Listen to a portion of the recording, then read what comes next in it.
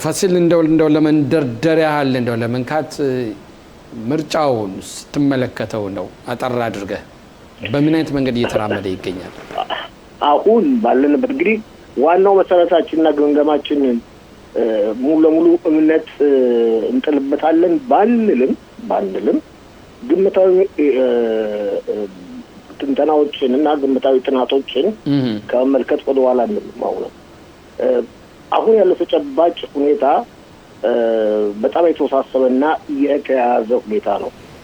ቢያንስ ከ10 መቀመጫዎች በላይ ከ120 ክነሰት መካከል ከ10 መቀመጫዎች በላይ ማለትም ቁጥር ከዛ በላይ እንግዲህ ቁጥር ማለት በ150 ሺህ አባዛው ቁጥር በላይ ማንን እንደሚመርጡ እስካሁን ድረስ ጠይቀለጹ አይደለም። ሊታወቅ አይችልም። ገና እያሰሙና እያመናጡ ነው። ይህ ሁኔታም በተደጋጋሚ ሁኔታ አዳዲስ ፓርቲዎች እንዲመሰረቱ ራሳቸው ወክለው እንዲቀርቡ መንገድ ይከፍታል። ግን ሁሉ ነገር ግልጽ ነው የሚባለው ማለትም ሌላው ቀርቶ የመጨረሻውን ትክክለኛ ውጤት አይቶ ለማወቅ ባይቻልም ፓርቲዎች በተደራጀ መንገድ ወደ ቅስቀሳ የሚገቡበት ሁኔታ ሲጀመር ያን ጊዜ ግልጽ የሆኑ ሁኔታዎች ይታያሉ ተብሎ ይጠበቃል። ይሄን የሚሆነው ከመስከረም 7 ቀን 2026 ዓ.ም በኋላ ነው። እሺ ወደ አጋራባችን ተጨባጭ ሁኔታ ስንመጣ በተለይ ደግሞ ሂዝቡላ የሚያሳየው ነገር ምንድነው? አሁንም ቢሆን ቃል የገባው ነገር እውን የማያደርግ የማይጠብቅ የተኩስ አቁም ስምምነት ተደርጓል። የተኩስ አቁም ስምምነቱ ምክንያት አሁንም በተደጋጋሚ ሁኔታ ይህን እየጣሱ ይገኛሉ። በትናንትናው ዕለትም ጥሰውት የተገኙበት ሁኔታ አለን። እስራኤል መልስ ከመስጠት ተቆጥባለች። ይሄ ነገር ለምንድን ነው እንደዚህ ሊሆን የቻለው? የሚገርም ነው። ጥሩ ጥያቄ ነው። እንግዲህ ያለንበት ተጨባጭ ሁኔታ አሁንም ቅድም ይሄ ሀገራችንን ፖለቲካ የተወሳሰበ ነው ብያለሁ። ይሄም የተወሳሰበ ነው። ሂዝቦላ ከህዝብ እንደ ድርጅት እኮ አይደለም የሚዋጋው። አይቼው ሂዝቦላ ፊት አውራሪ የኢራን ጦር ነው። ኢራን እንደፈለገች ነው የምታሽከረከረው። በኢራን ኃይል የተደራጀ ነው። በኢራን ገንዘብ የሚኖር ነው። እውነት ነው። ስለዚህ ኢራን ሁቲዎችን እንደምትጠቀማባቸው ሁሉ ግፊት ማድረግ ስትፈልግ በምዕራብ ላይ በአሜሪካ ላይ ሂዝቦላንም እንደዚሁ እንዲተነኮስ ታደርገዋለች። አሁን እስራኤል እንግዲህ አንድ ድሮን ወይም ሰው አልባ ትንሽ አውሮፕላን ፈንጂ ያዘ ቢላክም ጉዳት ሳያደርስ ተመቶ እንደወደቀ ታውቋል። ጉዳት ቢያደርስ ግን ሁሉ ነገር በይፋ ይወጣ ነበር። ጉዳት ግን ለምንድን ነው ግን እዚህ ላይ ነው ፋሲል ትልቁ ጥያቄ፣ ለምንድን ነው ጉዳት እስከሚደረስ ድረስ የሚጠበቀው? እስራኤል አሁን እንደ ልማድ ተደርጎ የተወሰደ ሁኔታ አለ። በተለያዩ ዘርፎችም እንዳውም በዚህ እንደምሳሌ ወሰድ ነው እንጂ በተለያዩ ቦታዎችም እኮ ለምሳሌ በመኪና አደጋ ብንሄድም አንዳንድ አደገኛ የሆኑ ቦታዎች አሉ። እነዛ ቦታዎች አደገኛ መሆናቸው እየታወቀ ጉዳት ከደረሰ በኋላ ቦታው ይስተካከል የሚባል ነገር አለ። እዚህም አይቼው በጣም ትክክል ነው። ነገር ግን ውሳኔ የሚሰጡት የፖለቲካ መሪዎቻችን እኛ እንደምናስበው ብዙ ጊዜ የማያስቡ ደግሞም እኛ የምናስበውን ብቻ እንዲቀበሉ ማስገደድ አንችልም። ሀሳባችንን ማሰማት እንችላለን።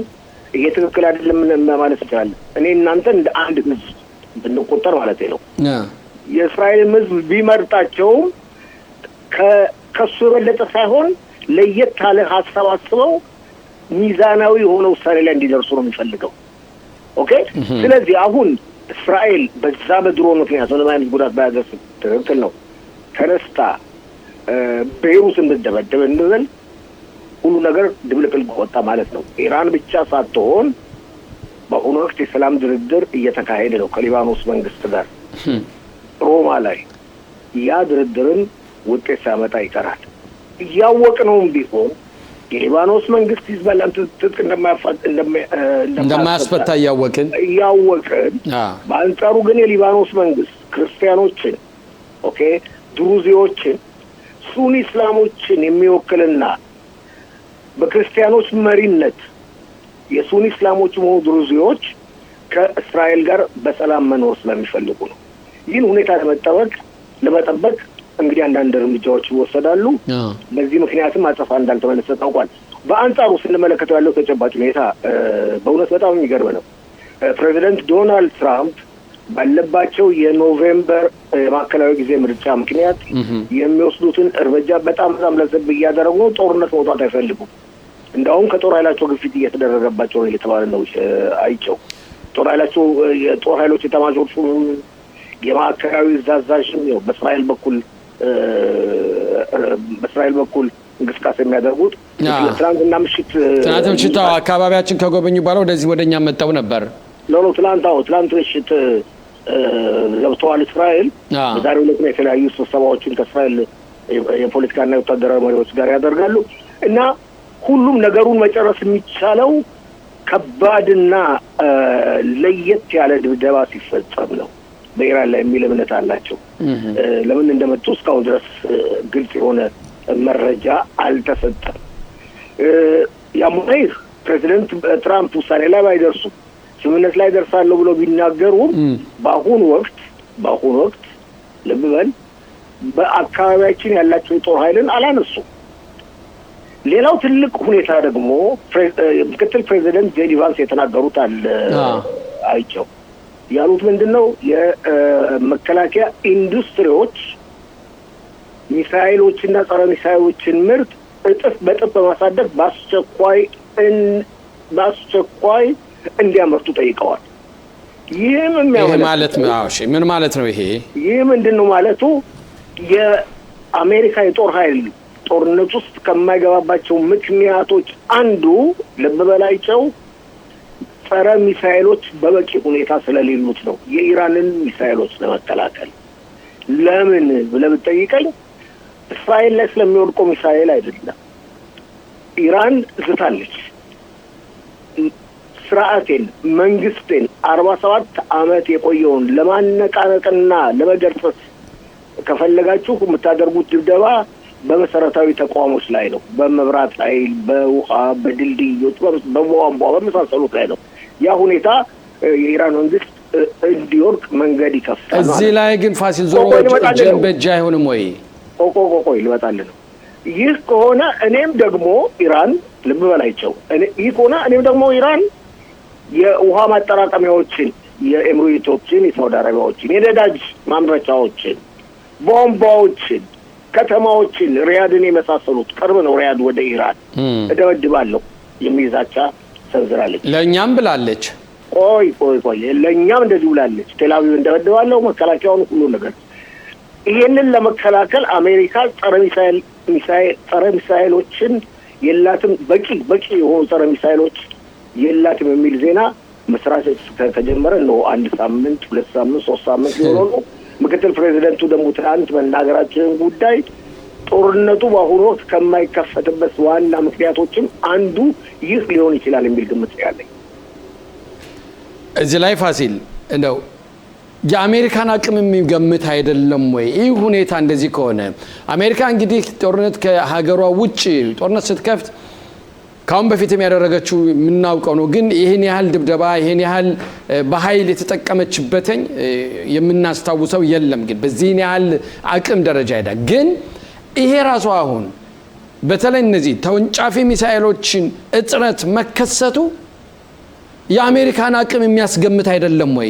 በዚህ ጦርነት ዙሪያ ላይ አሜሪካን በአይነ ቁራኛ የሚመለከቱ እንደነ ቻይና እንደነ ራሽያ አይነት ሀገሮች አሉ። በተለይ ቻይና ይሄ ነገር እንዴት ነው አሜሪካን ሊያስገመግማት አይችልም ወይ ፋሲል? በጣም ይሄማ ትክክል ነው። በጣም ሊያስገመግማት ይችላል። ከመጠን በላይ ሊያስገመግማት ይችላል። ነገር ግን ይህ ሁሉ ነገር ሊፈጠር ይችላል እንደሚመስለኝ ከሆነ የአሜሪካ መንግስትም ሆነ የጦር ኃይል በቂ መረጃ ስላልነበረው ነው። ኢራን ያላትን ሚሳኤል በማስመልከት እንደሚባለው ከሆነ የኢራን መንግስት ከሁለተኛው የ44 ቀን ዘመቻ ነው ይመስለኛል በኋላ ይገረሳል የሚል እምነት ነበር። ሳይሳካ ቀርቷል። ስለዚህ አሁን በእጁ ብዛት ያላቸው ሚሳኤሎችን አጠራቅሟል። ቢያንስ ከ1600 የሚደርሱ ሚሳኤሎች አሉት ይባላል። አሉት እኮ እነዛ ሚሳኤሎች ደብቆ አስቀምጧል፣ ሳይደበደቡ ቀርቷል። ሌሎችንም ደግሞ አሁን በዚህ በተኩስ አቁሙ ስምምነት ጊዜም እያመረተ እንደሆነ እየተነገረ ነው። ሚሳኤሎችን ነው ማለት ሚሳኤሎችን እያመረተ የኒውክሌር ጦር መሳሪያ ማስመልከት ግን ያው ክትትል ስለሚደረግበት እስካሁን ድረስ ያደረገው ነገር የለም። እዚህ ላይ ነው የሚቀጥለው ጥያቄም እዚህ ላይ ነበረ። አሁን በዚህ ዙሪያ ብዙ እየተነጋገሩም አይደለም። ድርድሩም አሁን ድርድሩም አሁን የሚያከተተው ብቻ የሀገራችን እንትን ወደዛ ተሻገርን ግን ይሁንሽ እንመለስበታለን። ድርድሩም አሁን የሚሆነው በሆርሙዝ መተላለፊያ ወሽመጥ ዙሪያ እንጂ ስለ ኒኩሌሩ የሚነገር ነገር የለም።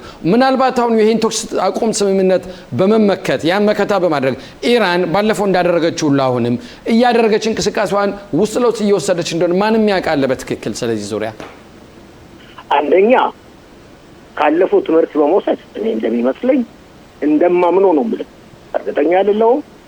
የአሜሪካው ስለላ ድርጅት ሲአይኤም ሆነ የእስራኤሉ ሞሳድ ክትትል የሚያደርጉትን የበለጠ ጨምረዋል እንጂ አሳንሰዋል የሚል አመለካከት የለኝም። እሺ የለኝም። በዚህ ሙሉ ለሙሉ ተማመናለሁ። በእስራኤል በኩል ለምሳሌ በነውስጥ አዲስ የሞሳድ አዛዥ ተሹመዋል። ጠንካራና ፈጣን ቆራጥ ጀነራል ናቸው። የጠቅላይ ሚኒስትሩ የመከላከያ ጉዳይ አማካሪ ነበሩ። ይሄው ከተሾሙ ጊዜ ጀምሮ ድምጻቸውን አጥፍተው ስራቸውን እየሰሩ ምንም እንኳን የተለያዩ አስተያየቶች ይሰነዘሩ አንድ ቀን ወጥቶ ጋዜጣ መግለጫ አልሰጡ ወይም በካቢኔው ፊት እንኳን የሚናገሩት ነገር ተገልጾ አልወጣም እና ሲአይኤም በበኩሉ እንደሚከታተሉ ጥርጥር የለንም። የኒውክሌር ጦር መሳሪያውን በማስመልከት በአሁኑ ወቅት ድርድር ያልተደረገበት ምክንያት እኔ እንደሚመስለኝ አሁን መመለስ አይቸው እንዲሁ ተመልካቾቻችን እንዲረዱት ፈልገው አሜሪካ አሁን የተፈራረመው ስምምነት ጊዜያዊ ስምምነት ነው። ቋሚ ስምምነት ላይ መድረስ አትፈልግም። ባለፈው ጊዜ ተነጋግረዋል። መጀመሪያ የሆርሙዝን ጉዳይ ጨርስ፣ ከዛ 60 ቀን ውይይት በማድረግ ቋሚ ስምምነት ላይ እንድረስ የሚል አመለካከት ነበር። አሁንም እንደዚሁ ቋሚ ስምምነት ላይ ለመድረስ ድርድር ካልተደረገ የኒውክሌር ጦር መሳሪያ ጉዳይ እንደማይነሳ ባለፈው ጊዜ አይቸው ግልጽ ነበር። ባለፈው ጊዜ አለምንም ክርክር ግልጽ ነበር። አሁንም በዚህ ላይ ነው ያሉት። ስለዚህ ሌላው ትልቁ ጥፋት ወምልስ ደግሞ እንደው እኔ አንገበገበኝ የሚያስለኝ ጥፋት የሆርሙዝን ተጨባጭ ሁኔታ ሆርሙዝ የሚያመጣውን ጣጣ የአሜሪካ መረጃ ድርጅት አስቀድሞ በሚገባ ያለማወቁ ነው። እስራኤልም እንደዚሁ። ግን እስራኤል በዛ አካባቢ ምንም ነገር ስለሌላት ልብ ላትል ትችላለች። አሁን ደግሞ እንደዚህ አይነት ሁኔታዎች በባቤል መንደብ ማለትም ባቤል መንደብ ቀይ ባህርንና የህንድ ውቅያኖስን የሚያገናኘው በጂብራልታር ወሽመጥ ደግሞ አውሮፓንና ማለትም አትላንቲክ ውቅያኖስንና ሜዲትራኒያን ባህር የሚያገናኘው እነዚህም በተለያዩ መንገዶች ሁቲሞች ለመዝጋት ጥረት እያደረጉ ነው። ይሄንን ኢራኖች በልጅ ሁቲሞች እንተዋቸው ኢራኖች ናቸው እና ይህ ጉዳይ ሁሉ በቀላሉ መታየት ይችላል። ስለዚህ አሜሪካ ጊዜያዊ ስምምነት ነው የምትፈልገው የሚል አመለካከት አለኝ። እንደመስለኝ ከሆነ ዓለምንም ማወላወል ነው ማለት እንደመስለኝ ከሆነ ፕሬዚደንት ትራምፕም ሆኑ የዓለም መሪዎች ፈርተው የተቀመጡት እንደ ፈረንሳይና እንግሊዝ ጀርመን መሪዎች ቢሆኑ ፈርተው የተቀመጡትን ቢሆን ይህ በስልጣን ላይ ያለው ኢራን መንግስት መቀጠል እንደሌለበት ተረድተዋል። ከቀጠለ ለዓለም ሰላም ከፍተኛ እንቅፋት ይሆናል። ሁለት ስልጣኔዎች ማለትም ሁለት ዞኖች ተጋጩ እንደማለት ነው የሚቆጠረው። የምዕራብ ስልጣኔና አክራሪ የእስልምና የሺዕ እምነት። እዚህ ላይ ፋሲል አሜሪካውም እንዳለው ሁኔታ እስከመቼ ነው መቀጠል የምትችለው? በእውነት እንደሚነገረው አንደኛ ይህ የሚሳኤል እጥረት ስላለባቸው ነው ወይስ ፕሬዚዳንት ዶናልድ ትራምፕ በፓርቲያቸው ውስጥ በሚደረገው ለኮንግረስ በሚደረገው ምርጫ ዙሪያ እስከሚያልቅ ነው የሚጠብቁት ጊዜ ለመግዛት ነው እንደሚያካሂዱት? እንደተነገረው እንግዲህ አሜሪካን ቢሆን የራሷን ወደ ኢራን ወደቦች የሚገቡ መርከቦችን ከልክላለች። ዛሬ ግን ወደ 10 የሚሆኑ መርከቦች እንዲገቡ የፈቀደችበት ሁኔታ አለም። ይሄም በበጎ አድራጎት ምናምን የሆነ ምክንያት በመፍጠር ያም የሆነው ጊዜ ለመግዛት ነው ወይ? አዎ የተናገረው አስቀድሜ እንደገና በመጠኑ ለማብራራት ሞክራለሁ። እኔ እንደሚመስለኝ እንደ ፖለቲካና ወታደራዊ ጉዳይ ትንታኝነቴ ጊዜ ለመግዛት የሚደረግ ጥረት ነው። ነገርኩህ። አሜሪካ አማራጭ ባትፈልግም ነው በደም ባትፈልግም አማራጭ የሌለው ሁኔታ ላይ ደረሰችው። የኢራን መንግስት አሜሪካ የዓለም መሪ ነች፣ ኢምፓየር ነች አይደለ? የ21ኛውና የ20ኛው ክፍለ ዘመን ኢምፓየር ነች። 22ኛው ክፍለ ዘመን ትቀጥላለች የሚል አመለካከት አለ። እሷን የሚያክል የጦር ኃይል ያለው በዓለም ዙሪያ ቻይናም ቢሆን ሩሲያ በቂ አይደሉም። ሊኖር አይችልም። በአሁኑ ወቅት ዓለምን በተለያዩ መንገዶች ተፋፍላ የምታስተዳድር ሀገር ነች። ሀብታም ሀገር ነች። ሀብታም በጣም በጣም ሀብታም ከመጠን በላይ ሀብታም ሀገር ነች። ይህ ሁኔታ እንዲቀጥል ይህ አይነት አይዲዮሎጂ እንዲቀጥል እምነት ያላት ሀገርና የሺ እምነት አንድ ላይ ሊሄድ አይችልም። ይሄዳል ተብሎ ታስቦ ነበር። ሁሉም በተወሰነው ማለትም ሁኔታ በተወሰነለት ድንበር በተወሰነለት አካባቢ ህይወቱን እንዲመራ ከፍተኛ ሀሳብ ነበር። አሁን እስራኤል ምንም ባላደረገችው የኢራን መንግስት ምንም አይነት ከእስራኤል ጋር ድንበር የሌለው መንግስት እስራኤልን አወድማለሁ ብሎ ተነሳ፣ አጠፋለሁ ብሎ ተነሳ። የራሱ መጥፋው ስለደረሰ ነው። ትልቁ ሰይጣንን አጠፋለሁ ብሎ ተነሳ። አሜሪካን ማለት ነው። ትልቁ ሰይጣን እስራኤል ነች። አጠፋለሁ ብሎ ተነሳ። ጦርነቱ የሃይማኖት ጦርነት ነው ማለትም ይቻላል። አይቸው ክርስቲያንና ይሁዲ አንድ ላይ፣ እስላም ለብቻው፣ በተለይም እስላም ዓለምን እገዛለሁ ብሎ የተነሳበት ጊዜ ነው። ዓለምን እገዛለሁ ሊሆን አይችልም። ዓለም እስልምና እምነትም ይሁዲ እምነትም የክርስትና እምነትም በሰላም ተያይዞ መኖር የሚችሉበት ሁኔታ መፈጠር ያለበት። እስካሁን ድረስ በሰላም ነው ያለው ሁኔታ። ከሁለተኛው ዓለም ጦርነት በኋላ ዓለም አዲስ አስተዳደር ውስጥ ነው ያለችው። ይህን ነገር የሚቀበል ሀገር አለም በይፋም እያስታወቀ ነው። መሪዎቹ አንድ ባንድ ቢለቀሙም ይህን ነገር ማሰማቱን እንደቀጠለ ነው። ስለዚህም አማራጭ የለም። የእስራኤል አቋም ምን ሊሆን ይገባል ብለህ ታስባለህ? ዞሮ አሁን አማራጭ የለም። አማራጭ ስለሌለ ወታደራዊ እርምጃ መወሰዱ አይቀርም። ምርጫውን ሁኔታ ምሳሌ አሜሪካን እንደሚመስለኝም አሜሪካ ዶናልድ ትራምፕ ፓርቲያቸው በተቻለ መጠን ቢያንስ አንዱን የበላዩን ወሜታችሁን ኮንግሬስ መቆጣጠር እንዲችል ከፍተኛ ጥረት ያደረጉ ነው። ወሳኝ ነው። ምክንያቱም 2 ዓመት በላይ ስራ ስለሚጠብቃቸው ማለት ነው። ጊዜያቸው ስላላቸው ኮንግሬሱ በተቃዋሚ ፓርቲዎች እጅ ከሆነ ስራ መስራት ስለማይችሉ በዚህ ትግል ላይ ናቸው ያሉት። ከዛ በኋላ እርምጃ ይወሰዳል የሚገምታል።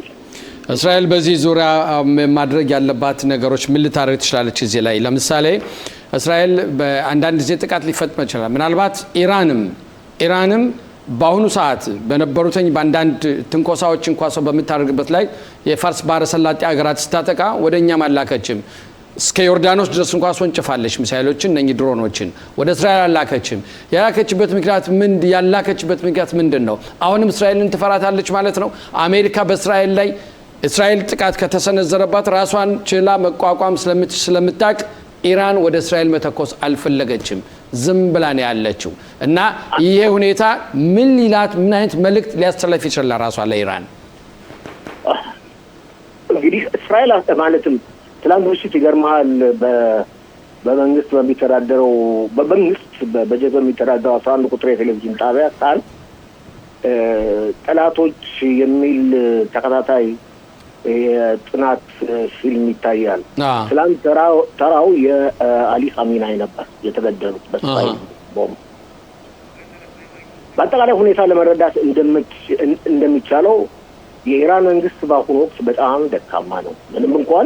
ምንም እንኳን የያዘውን ቢይዝም ባይገረሰስም፣ በአንጻሩ ብትመለከት ጥቅምት ሰባት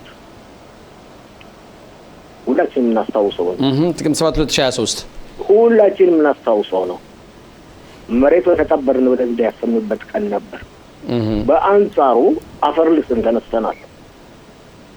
ከዛ በኋላም እስራኤል ጀግናው የጦር ኃይል አዛን፣ ሊባኖስን፣ ሶሪያን ከዛም አልፎ ኢራን አጥቅቷል። በሶስት ቦታዎች በአዛ፣ በሊባኖስ፣ በሶሪያም የመቆጣጠሪያና የመጠበቂያ ኪሎሜትሮችን በመውሰድ ወደ ውስጥ ዘልቆ ገብቶ እርምጃ እየወሰደ ነው። ይህ ሁኔታ የሚያሳየው እስራኤል በአሁኑ ወቅት የመካከለኛው ምስራቅ ኤምፓየር መሆኗን ይህንን ኢራን ተገንዝባለች። በፊት ኢራን አስባ የነበረው ሂዝቦላን በሊባኖስ፣ ሶሪያም ያው ራሱ አሳድ ነበር።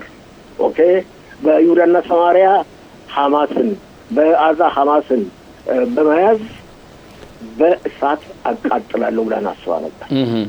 እንደው ፋሲል ለመጨረሻ እንድትመለከት እንፈልገው አንድ ጥያቄ ነበረኝ። የሳውዲ አረቢያ፣ የቱርክ፣ የፓኪስታን ምናልባት ደግሞ አሁን እንደ ቱርክ ውጭ ጉዳይ ሚኒስትር አባባል ከሆነ ግብጽም ትጨመራለችና እነኚህ ብሪት ወይም ባንድ ላይ የመፍጠር ሁኔታ እኛን ምን ሊለን ይገባል? ዜጋ ሙሉ ለሙሉ እውነተኛ አይቸው ሙሉ ለሙሉ እውነተኛ የትብብር ስምምነት ነው። ትንሹ ናቶ ነው ማለት የሚቻል መስሎ አይታየኝም። ለምሳሌ ሳውዲ አረቢያና ፓኪስታን አሁን ብቻ ሳይሆን ለረጅም ጊዜ ብቻቸውን ቱርክን ሳይጨምሩ ስምምነት ነበራቸው። በዚህ አይነት መልክ ፓኪስታን ሳውዲ አረቢያ ላይ ተኩስ ሲከፈት ኢራንን መልሳ ተኩሳለች በኢራን ላይ አግዛ። ስምምነቱ የሚያመለክተው እንደዚህ ነው። አንዱ ቀጥታ አንዱ የግዴታ እርዳታ ማቅረብ አለበት። እሺ ብቻ ይህ አይነቱ ስምምነት ምናልባት ወደፊት ሳውዲ አረቢያ ከእስራኤል ጋር የአብርሃም ስምምነት ለምታደርገው ትንሽ እንቅፋት አይሆንም የሚለውን የሚችል ይሆናል። ፋሲል እንግዲህ ሌላ ጊዜ ለማጠቃለል እዚህ ላይ መጠቆም ፈልገው ይህ ስምምነት እውነተኛ ስምምነት ከሆነ እንኳን ለመካከለኛው ምስራቅና ለምስራቅ አፍሪካ አገሮችን ሊያሰጋ ይችላል በባቢሎን አማካኝነት። እሺ ፋሲል አመሰግናለሁ።